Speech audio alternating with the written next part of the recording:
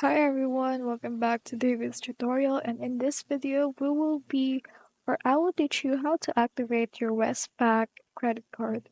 So there are actually several steps or methods, so let's choose this one first using their application.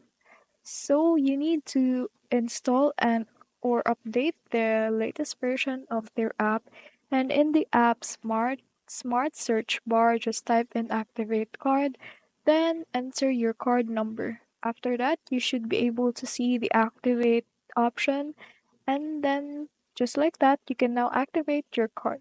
So optionally, while doing this process, you can set or change your card pin during this process.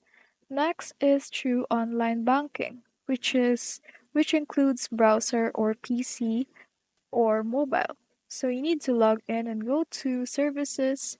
Then in the services area, you can see card services. On that, click on Activate Card and input your card number and expiry date, then select Activate. So this method right here includes browser on your PC or mobile. So if you don't have the app, you can also use this one, which the westpac.com.au/activate.